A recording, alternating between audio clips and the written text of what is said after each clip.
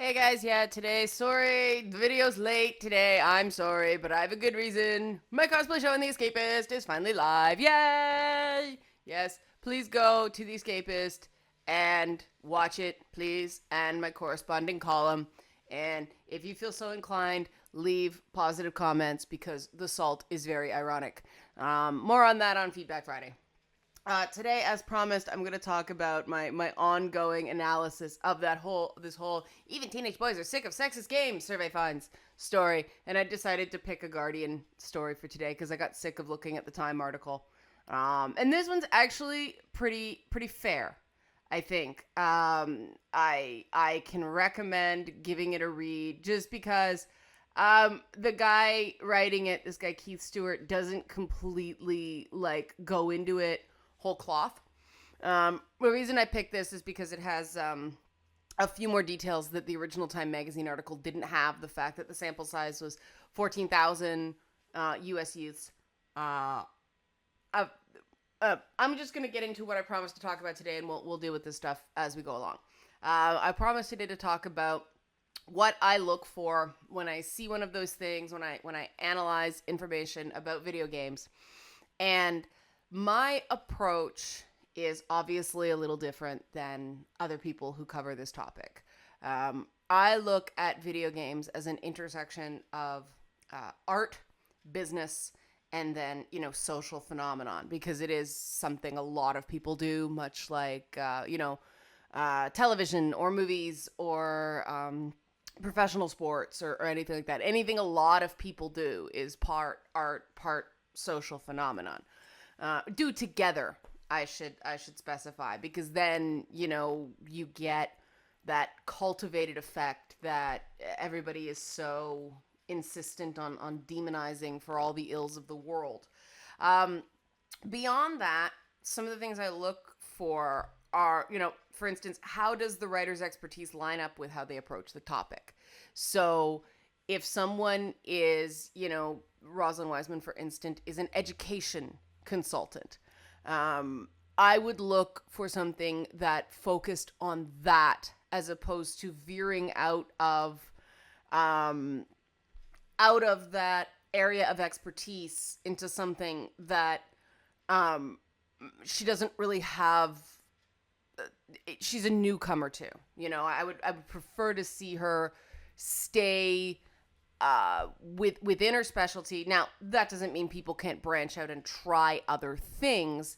It means I'm going to take it a little less seriously in the early days until they sort of proven themselves.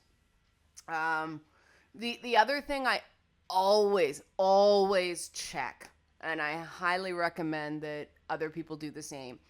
Find out, scroll down to the bottom of the article right away and find out if they're trying to sell you something. Are they promoting a book? Are they promoting a movie?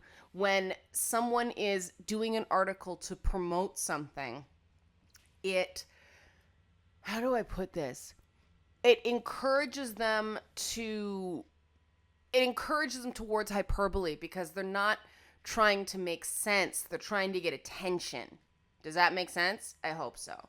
Um, because the other thing I look for is, if somebody approaches a topic in a unique way, which if a perspective is like way out of left field, um, is there a different lens they're putting on it that explains this different analysis? Because it's possible you look at something in a different way. Obviously, you're going to get a different result. Um, and when somebody's selling a book or a movie or something like that, it avoids it takes away their ability to kind of go, let's look at this objectively, because the whole point of writing an article to sell a book is to sell a book. I wouldn't even call it an ulterior motive. Selling the book is the primary motive. The other thing I look for is, are they sticking to what's known, or are they stating opinion as fact? Um, indicators of this are, if you've seen previous videos this week, things like everybody knows that or nobody wants that. When you start seeing generalizations like everyone and nobody, when you're dealing with numbers like 47% or 61%, well, that is not that is an emotional response. That you always do that or it never happens that way. Those are emotional responses. Ask any psychologist. That's when I have to step back, look at an article, and go, is this actually something designed to inform, or is the primary purpose of this piece entertainment? And if the primary purpose of a piece is entertainment, that's totally fine. I'm all for an amusing op-ed that just makes you chuckle or is a great piece of performance art, but I'm not going to quote it as a reliable source, right? The other thing, kind of in a similar vein like that, is does the author or the commentator use normalcy as a baseline? Just she doesn't look normal, or it doesn't look normal. Maybe this is my own bias because I'm a ginger kid. More on that tomorrow. But normal is not, maybe it's more that I took anthropology, because the whole idea of cultural relativism kind of blows norms out of the water. Talking about gender and gender norms, we can't assume just because something's normal, something's healthy. I mean, for instance, is it normal for people to tell a little boy who's upset to suck it up, or I'll give you something to cry about? Yeah, in some places that's still normal. Is it healthy? No. So that's why I always, the term normal, or that's not normal, or make them look more normal, or whatever, that's always a red flag. And when you're dealing with kids, it's tougher because kids don't have that nuance, which is precisely why I'm kind of uncomfortable with that Time magazine video putting 13-year-olds in front of the camera that way. I mean, they took 13-year-olds, put them in front of a camera, and put them on the internet. That alone shows they don't understand the internet. My God, the things people have been saying about these kids. They're 13. Even I was careful about what I said about them. It's crazy to put two precocious school kids under that kind of scrutiny. It's not fair. It's a foray into reality television, not a study. It just, it bothered me. That's the other thing about the video is I get big, I work in TV. I've done documentaries. I know that you have to use sort of, anecdotal quotes from a source to kind of make your statement for you. But, it can, if you're not careful, it can skew, right? I mean, using the quotes they did about Kate Upton and stuff like that could give someone the perspective that, 47% of middle school boys object to Kate Upton. Well, no, they don't. But that's the tricky little thing. Is it an exciting dynamic quote? Absolutely. Did that little girl just speak her truth? Yeah, for sure. Kind of a queen bee truth, but she was willing to tell her story. Awesome. It's not her fault that it was applied the way it was, right? And that's another thing. Make sure, I tend to click through links to make sure that an article is accurately representing statistics. And one of the biggest things I notice articles do is they'll take a study that has a spectrum, like between 17 and 54% of, people who are 5'6" eat peanut butter. Articles too often go, as many as 54% of 6'3" people eat peanut butter. Or did I change the height there? It doesn't matter. You know what I mean. Or they'll just say, up to, or as many as 54%. That puts the number 54 in people's minds. And that's what they remember. And that's not fair if the study actually had such a huge range, because when you get a study with that large a margin of error, it means there was something wrong with the study and you need to do another study. And that means, I mean, if you got something with a margin that big, why even use it? You know, it's very questionable. But I see it. I see it quite a bit. And this issue of using statistics appropriately is a big thing. Appropriate use of statistics is the difficult thing is this is where statistics become subjective, right? Because there's two ways to look at an issue. There's qualitative analysis and there's quantitative analysis. And qualitative analysis is basically op-ed. You know, people are trying to persuade you to their viewpoint. And I've talked before about how I'm not really big about including statistics. I'm very, very hesitant in using statistics in op-ed.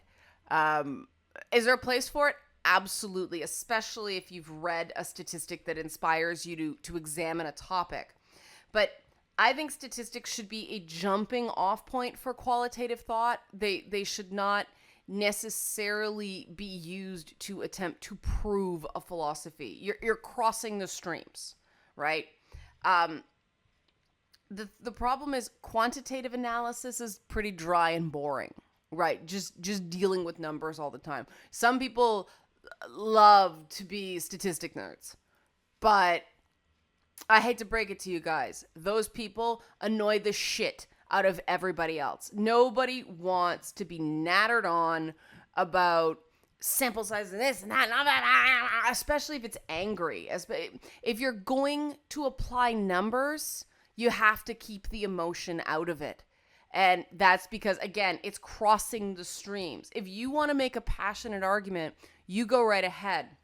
But the minute you start interjecting logic, you have to be really, really careful that logic is actually logical and not you grasping at straws to try to validate your emotional approach to the topic. Don't stat angry, okay? That's super important. The other thing about surveys is if an article relies on a single outlier survey, you know, that I can't stand that. You know, you get this one survey that's like everything we know about blank is wrong, as they did with the Time magazine. Everything we know about boys in video games is wrong because of one survey. That's not how surveys work. Yeah, that's not how scientific consensus works. And I've talked about this a lot. When, you know, in the early days of the last round of the culture war, the moral panic surrounding video games, there were a few studies early on that said games were linked to violent thoughts, you know, violent tendencies, whatever. Now, it turned out that those early studies had some problems in methodology. And when subsequent researchers tweaked the methodology, they found different things. They found that it was more linked to aggression and less linked to violence, which any gamer could have freaking told you, you know, but these labs need to stay open. So it's important not to take one outlier study and go, oh, there, proves my point. If there's no consensus, if this study is an anomaly, then the only thing we can really say about it is that's interesting, let's do more studies. It's opening a book, not closing the topic. And that's something that people, even the statistics nerds that get all, not enough sample size, this, that, methodology, question was wrong, the whole thing, they still get fixated on a single survey determining if it's bad or good instead of looking at it in the, thank you, Binky, looking at it in the greater context of the research done on these topics and trying to see if there is any consistency to the research. Again, real science is kind of dry and boring to the average person. And that's why we have to be very careful how we apply science to op-eds or science to documentaries that are primarily designed to entertain. And then, of course, are there any flat out errors? And this is kind of embarrassing, but it's stuff like this. To gaze at or rescue, it's the wrong two. You know, we all do it. We all miss copy editing, but This is, to me, the great sadness of modern journalism, is that a lot of the copy editors got fired, and so people are uploading their own content, and having a copy editor is so nice. Having just an editor is so nice, because then you can submit it to them and they will catch that grammatical mistake or that wonky autocorrect that you missed because you were up till 4 o'clock in the morning trying to hit a deadline. And this is the real shame about the money bleeding out of news, because all the editors, like the copy editors, got fired at places like the New York Times and the Guardian, which sucks. But I mean, the original Time article said Grand Theft Auto was an RPG, right? That immediately, a mistake that large, and some people may think this is petty. I don't, because that is the sort of mistake. Spelling T-O or T-O-O doesn't affect your research results. Misidentifying the genre of a video game can. And I've said this before. Depending on the question asked, and this is a huge thing. Multiple studies, see, consensus, have shown that the way a researcher asks a question actually impacts the results. And if a question was, what kind of games do you play? And examples were provided, especially based on the age of these kids, where they may not necessarily understand genre definitions. If they're like, oh, I play Grand Theft Auto, that must mean I play RPGs. Click that box. That's going to throw off your survey results. And that is an issue. More subtly, it's important. I mean, okay, here's my anthropology background kicking in, right? As opposed to sociology, which I find people are either anthropology people or sociology people. Some people are amazing and they can jump between the two. Whereas me, I really like the whole concept of cultural relativism in anthropology. It's hard to get your head around at first, because most of us are moral beings, and it's sort of hard to turn that off for the time being, to examine what an example of culture or what a piece of culture is doing from within the culture that informs it. And that's super, super, super important in video games, because there are communities in video games. And that makes it very, very relevant to make sure you're looking at it from the inside, that you're looking at an issue informed by the culture that spawned it. And I mean, do people have the right to be critical of a culture? Yes, culture critics, have a role to play.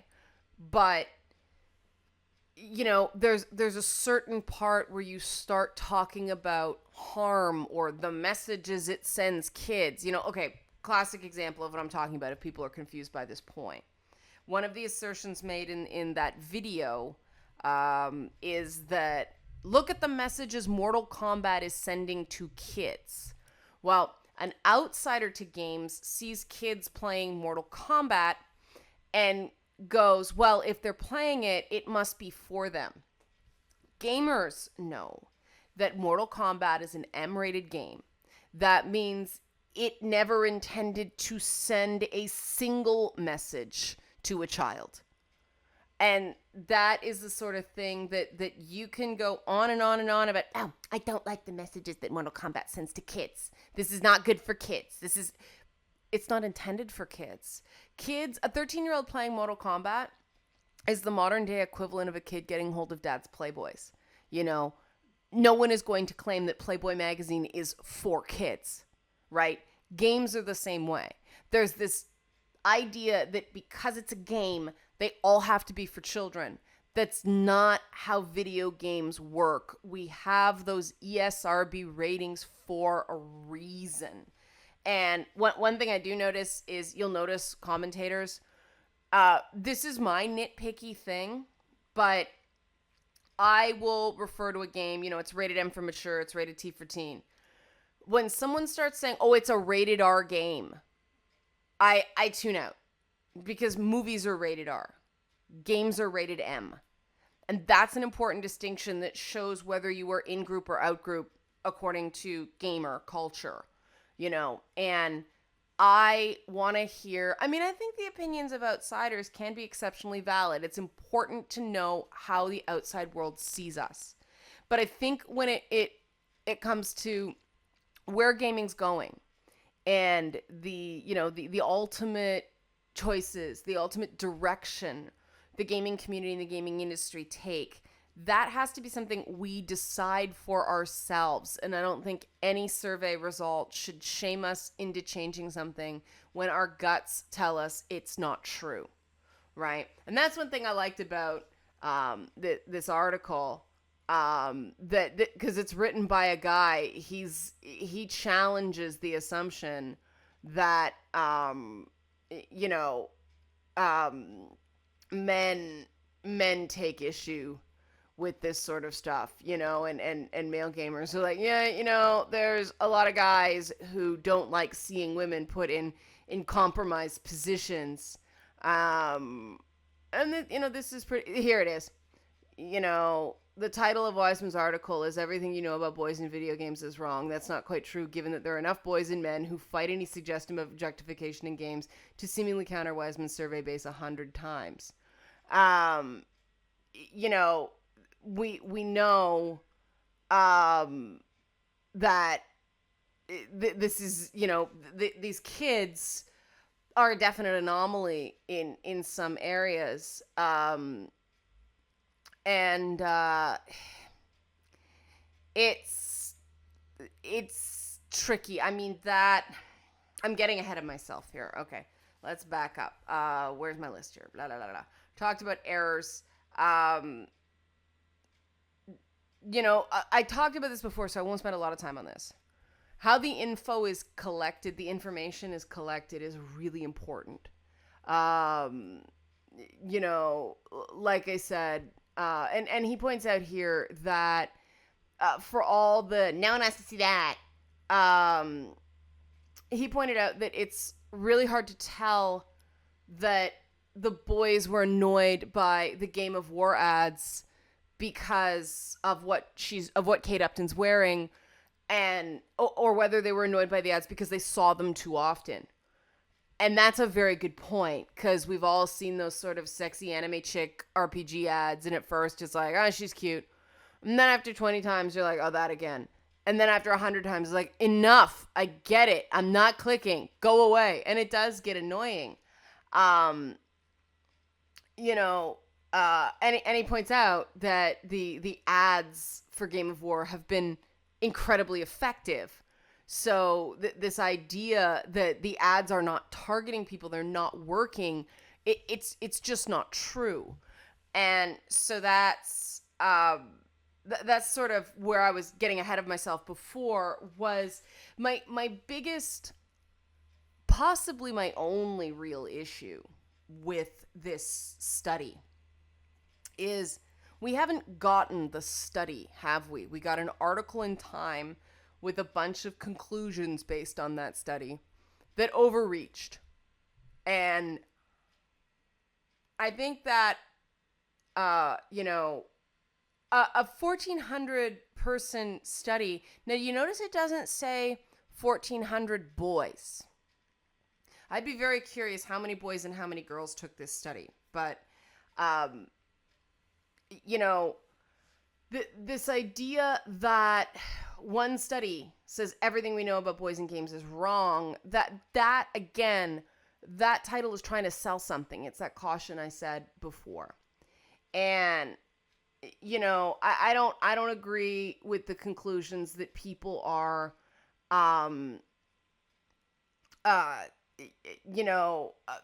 knee jerk, like, oh, heaven forbid we're told games aren't perfect. I don't know of anybody that thinks that the video game industry, or video games as they are perfect. I know I don't. What I don't want to happen is for this, I'll call it conclusional overreach, this overreach of conclusion, this moral panic, the new version of the 10-cent plague, that continues to grip gaming. What I don't want it to do is push us in the other direction. So, Binky full screen my browser. Oh, that's very funny. What I don't want it to do is push us too far in the other direction, so we just end up with, sort of a sociocultural oppressive attitude in games. I'd much rather gaming be free and kind of coarse than sanitized. I mean, I'd much prefer the original Warner Brothers cartoons to the really sanitized stuff. I'd prefer Mickey Mouse when he was a bit of a stinker, as opposed to that, "Hi, boys and girls, I'm the face of a multi-million dollar conglomerate. Come buy my stuff. I have no personality anymore. Oh, boy." Disney is struggling with the issue of Mickey and trying to get him back to sort of that Steamboat Willie prankster kind of thing. And I love Mickey Mouse. No disrespect towards Mickey. It's just, yeah, he had to grow up, and he's a corporate spokesman pretty much, more than a character now. And I don't think and I'll come full circle and get back to that cross-section theory that games are three prominent things. They are a business, they are a social phenomenon, and they are an art form, or at least a form of entertainment, right? I know some people get prickly about the games as art thing because they see it as games are art versus games are fun. That's not what I'm saying. Art can absolutely be fun, right? The popular arts are an intersection between art and fun. But because games are art, sometimes it's okay to display harmful behaviors if you're exploring or trying to comment on them. And that's where all these things about, Grand Theft Auto kind of beach to me. The discussions get hung up on basically whether a game should be allowed to tell a story from the viewpoint of very, very bad people.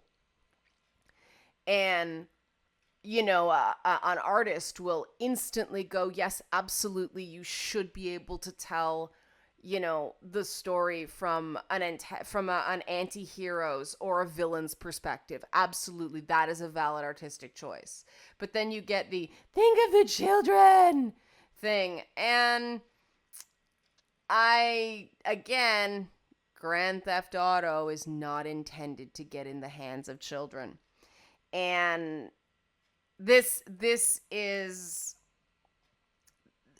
an issue that bothers me again and again and again. And I'll close with a story in my own experience about this, about, the morality police going, oh, it's so terrible. I won't identify the person because I don't want to embarrass the family. But there was a kid I knew, and he was well beyond his years. He was reading, Robert J. Sawyer in science fiction and really engaging with concepts. He was bored of games that were age appropriate. He was like 14 years old. And he got into Dragon Age Origins, and he replayed through the Dwarf Origin story a bazillion times, trying to avoid getting kicked out. And it's like, okay, that's one thing you can't do. You can't stop that from happening. That must happen. But I was over there, and we were talking about it, and a friend of the family decided to Google Dragon Age Origins on their iPhone. And what was the first thing that came up? The scene where the male protagonist is bumping uglies with Zevran. And, you let a child play this? This isn't appropriate. This is for a child. Children are seeing this. And of course I'm like, no, kids are not seeing this because you don't stumble on this content. It's not out there hanging out the way it is on the internet. You have to make a long series of very specific choices. And of course, this kid who was, 14, didn't want to explore those stories. He wanted to kill monsters. He had no interest, therefore he did not pursue it. Therefore he never encountered, this particular content. And of course, it gets more and more complicated of would this person be as outraged if it was a man and a woman having sex? Don't know. Can't speculate. But the thing I think is so great about RPGs and how they're so incredibly diverse is that people can engage with them at their own level. If they just want to go around slaughtering things, they don't have to do the whole kissy feels stuff, right? I happen to love those storylines. But, it's it that kid engaged with that game on his level. And I remember when he played Dragon Age 2, and he was a little older by that point, and it's like, okay. And I said, okay, who's your favorite Dragon Age 2 character? And he said, Isabella. And I'm sitting here going, of course it is. You're a teenage boy. But then he defied my my expectations there, but he started going, she's such a great character, and she's so complex, and you never know where she's coming from. And, he went on at length about what a great character Isabella was, and never once mentioned her boobs one way or the other.